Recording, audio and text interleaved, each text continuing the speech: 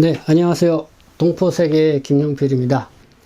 우리 동포분들도 이렇게 경찰에 이제 조사를 받게 된 경우가 있죠. 술을 또 과하게 먹고 이렇게 또 싸움도 일어나는 경우가 있습니다. 그러면 또 경찰에 신고를 하게 되고, 그러면 경찰에 또 차에 실려서 또 지구대에서 이제 조사도 받게 되고 그렇습니다.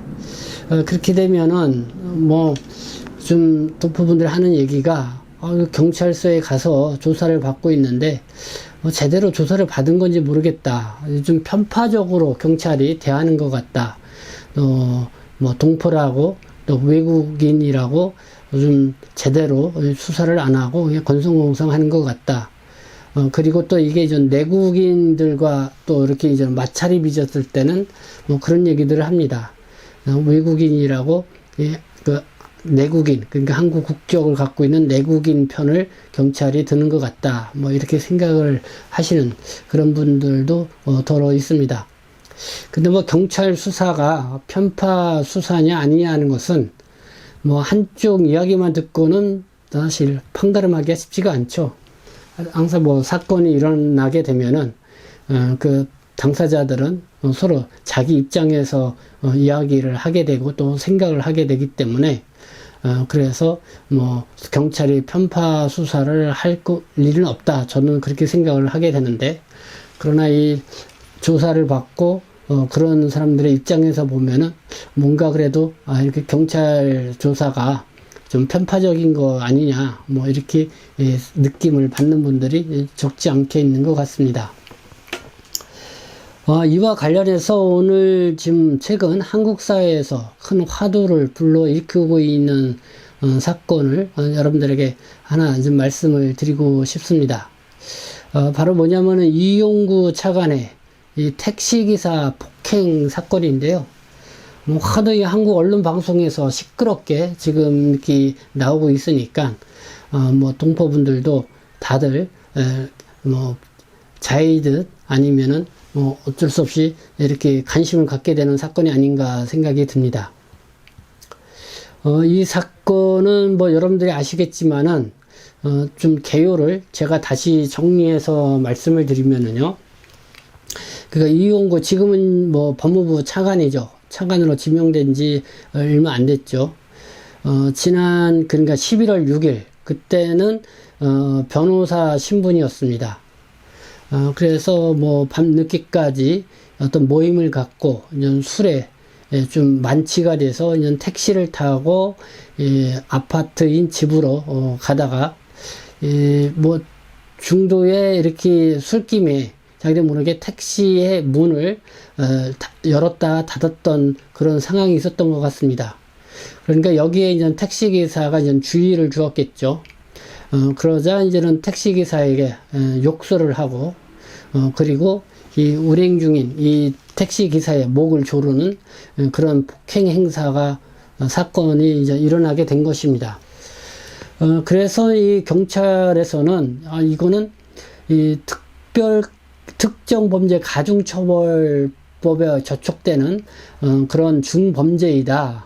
이렇게 이제는 판단을 하고 그렇게 이제는 보고서까지 작성을 해 놓은 상황인데요. 근데 그 사흘 뒤에 이 택시기사가 다시 경찰서에 와서 진술을 했는데, 그때는 내가 너무 당황하고 좀 화가 나가지고 홧김에 얘기를 했다. 그때 사실은 그런 것이 아니라 물론 택시의 문을 닫고 열곤 했지만은, 그래서 그거를 제지했는데 욕은 했지만은 큰 소리를 한 게 아니라 그냥 혼잣말로 욕설을 했을 정도이다. 그리고 나서 이제 다 도착해서 그 집에 다 도착하고 나서 이제 내 멱살을 잡았다. 이렇게 이제는 진술을 다시 한 겁니다. 그리고선 이용구 차관이 그 당시 이제 변호사이죠. 처벌을 받지 않기를 희망한다라는 입장을 밝힌 겁니다. 그래서 이제 경찰서에서는 이거를 이 특정범죄 가중처벌 대상으로 이 보고서를 올리려고 하다가 이거를 이제는 단순 폭행 사건으로 이제는 조처를 취하고요. 그리고 이제는 뭐 피해 당사자가 처벌을 원치 않으니까 이거를 이제는 결국 내사 해서 종료를 시키는, 종결을 시키는 그런 사건으로 이렇게 끝 마무리를 하게 되었다는 것입니다. 근데 이게 이제는 한 언론에 다시 그게 이제 보도가 되고 그렇게 하면서 보니까 저는 여러 의구심이 생기죠. 아니 왜 택시기사가 다시 왜 나중에 이렇게 진술을 바꿨는지 그것도 좀 의문이다. 그리고 이게 그 보니까 특정범죄 가중처벌법에 저촉되는 그런 폭행 행사였는데 왜 그거에 준해서 이거를 처리하지 않고 이 경찰이 이렇게 단순 폭행으로 보고 그리고 처벌도 하지 않고 이렇게 종결을 했냐. 이것도 뭔가 윗선으로부터 뭔가 지시가 있었던 것이 아니냐라는 이런 의혹들이 이제 불거져 나오게 된 겁니다. 결국에는 뭐 시민단체에서도 또 이 고소 고발도 하고 이런 현상이 생기니까 지금 검찰에서 이용구 택시기사 폭행을 저는 다시 수사를 하겠다. 그리고 이게 특정범죄 가중처벌법에 적용이 되는지도 다시 면밀히 검토를 해보겠다고. 제가 오늘 이 내용의 이 사건을 여러분들에게 다시 이렇게 좀 말씀을 드리는 것은 이 사건이 여러 가지로 좀 알아둬야 될 그런 부분도 있고요. 그리고 또 시사하는 점도 있어서 이거를 꼭 좀 우리 동포분들도 알아둬야 할 것 같다 생각이 돼서 제가 이렇게 말씀을 드리는 겁니다. 먼저 이 알아둬야 될 게요. 이 특정 범죄 가중처벌 등에 관한 법률, 이걸 쉽게 이제 특가법이라고 약칭해서 얘기하는데요. 이런 법률이 있고요. 그 적용 범위도 우리가 좀 잘 알아둬야 될 것이 있습니다. 특별히 우리 동포분들도 저는 택시를 많이 이용을 하시죠. 그리고 이렇게 술을 마시다 보면은 기갓길에 있는 택시를 이용하시는 분들이 또 적지 않습니다. 그래서 이렇게 이용구 차관처럼 이렇게 좀 뭐랄까 이 택시 기사를 이게 뭐 욕설을 하고 또 이렇게 폭행을 가하는 그런 사례도 또 적지 않게 일어날 수가 있습니다. 그러나 이 특정 범죄 가중 처벌 등에 의해서 이렇게 대중교통을 운전 중에 있는 사람을 이렇게 폭행을 하게 되면은 가중 처벌을 받게 된다는 것 알아야 두어야 될 것 같고요. 그러면서 이 적용 범위가 어느 것이 있는지 그것도 좀 여러분들이 심도 있게 알아둬야 될 것 같습니다. 그래서 요거는 제가 좀 별도로 이 특정 범죄 가중 처벌 등에 관한 법률 적용 범위는 제가 별도로 다시 자세하게 여러분들에게 소개를 해 드리도록 하겠습니다. 그래도 이번 시간에는 이 운전 중에 있는 뭐 택시 기사와 같이 이런 분들을 이렇게 폭행했을 경우에 어떻게 되는지 그거에 대해서 좀 집중적으로 여러분들에게 좀 다시 좀 일반 한국의 생활을 하시면서 알아두어야 할 내용이 있기 때문에 그거를 좀 말씀을 드리고요. 두 번째는 뭐냐면은요, 이 경찰 수사 종결권입니다. 새해가 이제 얼마 안 남았는데요. 이 새해, 2021년부터는 검경 수사권 조정에 의해서 지난 그 1월 달에 이 국회에서 법으로 통과가 됐죠. 그래서 이제는 경찰의 이 수사 범위가 확대가 되고요. 그리고 일반 범죄에 있어서는 경찰이 자체 수사를 하고 사건을 또 종결 처리를 할 수 있게 됩니다. 그만큼 이제 경찰의 이 수사권이 상당히 확대가 됐다. 그리고 경찰의 어떤 그 뭐랄까요 역할이 상당히 커졌다. 이렇게 여러분들에게 말씀드릴 수가 있는데 우리 이제 동포분들 같은 경우도 특히 외국인 신분으로 갖고 계신 분들 뭐 이렇게 뭐 술을 마시고 서로 이렇게 좀 싸움도 일어날 수도 있고 아니면 여러 가지 인해서 이제는 서로 시비가 붙어서 결국은 이제 경찰에 이제 신고를 하게 되고, 그렇게 되면 이제 경찰 조사를 이제 받게 되죠. 그렇게 할 때 이제 앞으로 이 경찰이 이제 조서를 좀 작성을 하고, 이제는 여러 가지 사건에 대해서 자체 판결을 해서 이걸 그 검찰에 넘길 것이냐, 아니면 자체적으로 이 수사를 이렇게 수사하고 종결을 할 것이냐, 이렇게 이제는 판단을 할 수 있는 폭이 이제 넓어졌다는 것입니다. 그렇기 때문에 여러분들이 이제는 뭐 경찰에 신고를 하거나 아니면 신고를 당할 때, 그리고 경찰 조사를 받을 때에 조금이라도 억울함을 당하지 않기 위해서는 내년부터 바뀌는 경찰 수사 종결권, 그리고 검경 수사 조정권, 이거에 대해서 좀 관심 있게 여러분들이 알아둘 필요가 있다. 그래서 그 내용도 제가 저는 내용이 길기 때문에 별도로 좀 소개를 해드리는 그런 시간을 갖도록 하고요. 이번에 이용구 법무부 차관의 택시기사 폭행 사건과 관련돼서 그래도 핵심적인 내용만 여러분들에게 정리해서 말씀을 드리도록 하겠습니다.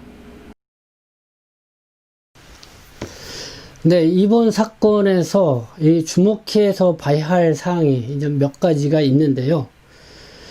첫 번째는 이 특정범죄 가중처벌 등에 관한 법률, 이 특가법에 대한 관심이 커지게 되었는데, 이 특가법의 적용 범위가 어떻게 되느냐, 특히 이렇게 대중교통을 운전하고 있는 운전기사를 폭행했을 경우에 적용 범위가 어떻게 되느냐가 상당히 주역의 관심을 끌었습니다.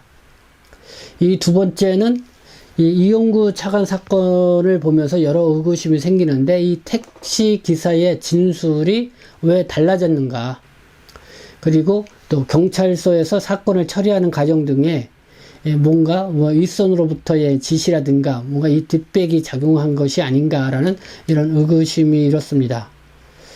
그래서 이제 그런 부분에 있어서 이제 진상 규명이 필요하다는 것이 일반 이제 시민 단체들의 목소리이고 방송 언론들의 이제는 목소리이기도 합니다.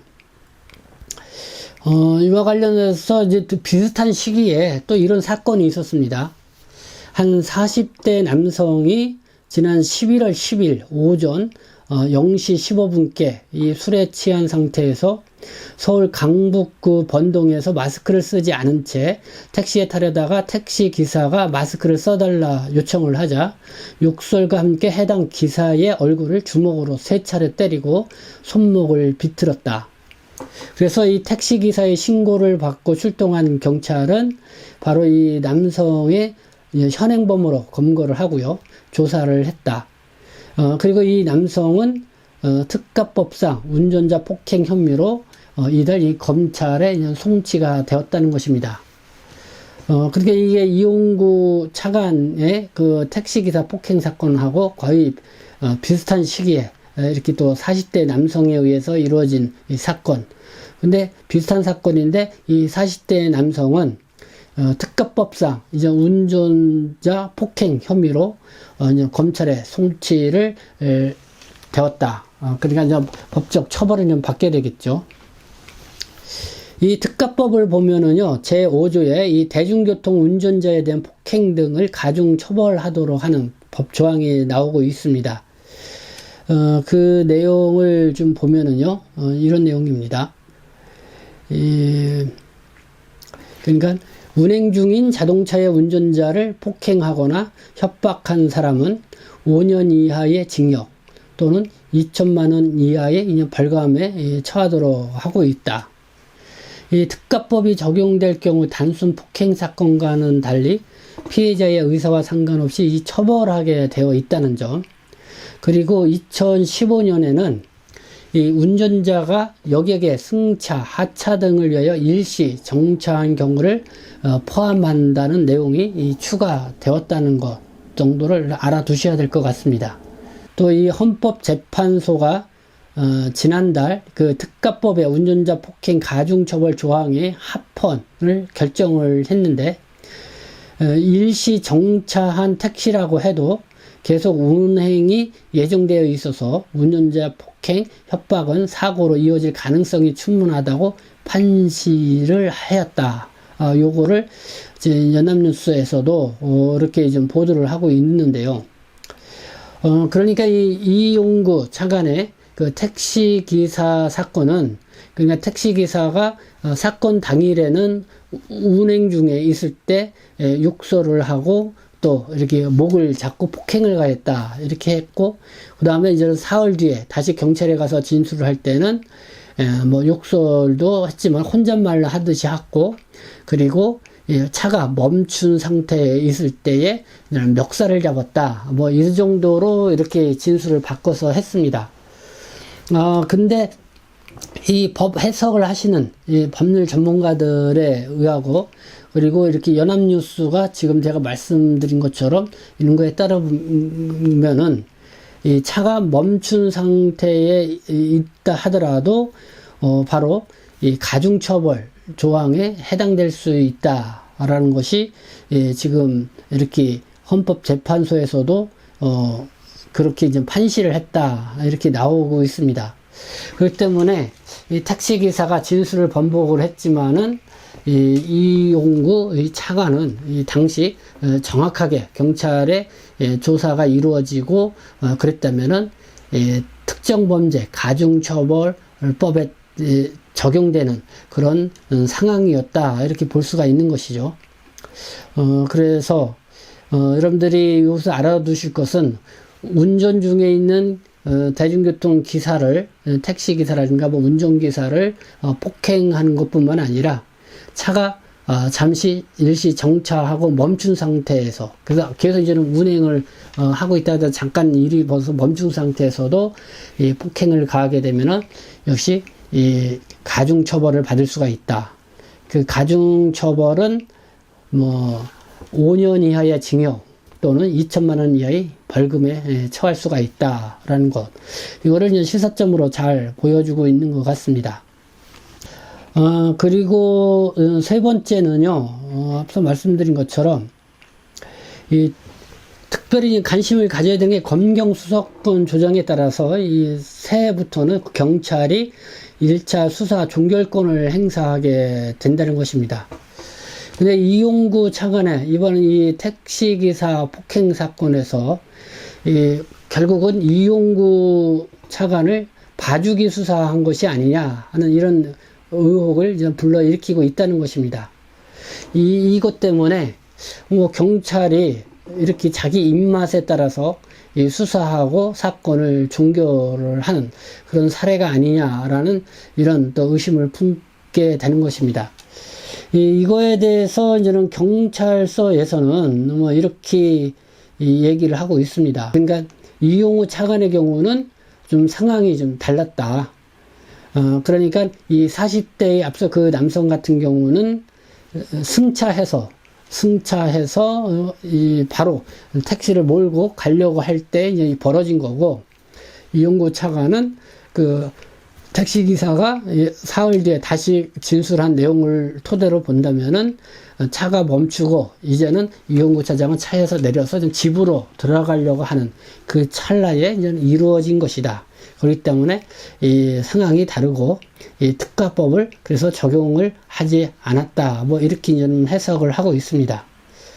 그래서 뭐 이런 부분도 어떻게 보면 이제는 검찰에서 정확하게 이제 다시 조사를 해서 이 특가법의 적용 대상이 되느냐 안 되느냐 이거를 좀 판가름하게 될 거라고 생각이 듭니다. 네, 그 택시기사의 폭행 사건과 관련돼서 여러분들에게 말씀을 드렸습니다. 사건은 그렇게 복잡한 사건은 아닌데요. 그러나 이게 또 특가법하고 연관이 되어 있다 보니까 다소 사건이 좀 복잡한 그런 느낌이 받았습니다. 그러나 분명한 것은 그거인 것 같습니다. 이 대한민국은 법치주의 국가라고 하는데요. 결국은 이 법에 의해서 모든 것이 행정과 또 사법이 이루어지는 것이 이 법치주의 아니겠습니까? 그런데 또 법은 만인 앞에 또 평등하다는 말이 있습니다. 뭐 지위가 높거나 낮은 거에 상관없이 정말 법은 공정하게 평등하게 그다음에 정의롭게 적용이 되어야 된다. 그런 측면에서 이 동포분들 외국적 신분이라고 해서 이 법 앞에서 이 불평등을 받으면 안 된다고 생각합니다. 그래서 동포 여러분들이 혹시 한국에서 국내에서 체류하면서 있으시다가 이 불공평하다고 생각되시는 점, 그런 억울함이 있다고 하시는 분들 있으면은 언제든지 저희 동포세계신문에 제보를 해주시거나 사연을 보내주시면은 감사하겠습니다. 그러면 저희 동포세계신문에서는 어쨌든 동포 여러분들의 그 어려움과 그러면 궁금한 점을 해결해 줄 수 있는데 최선을 다한다, 이렇게 말씀을 드리겠습니다. 네, 지금까지 시청해 주셔서 감사합니다. 저는 동포세계신문 대표 표죽장 김용필이었습니다.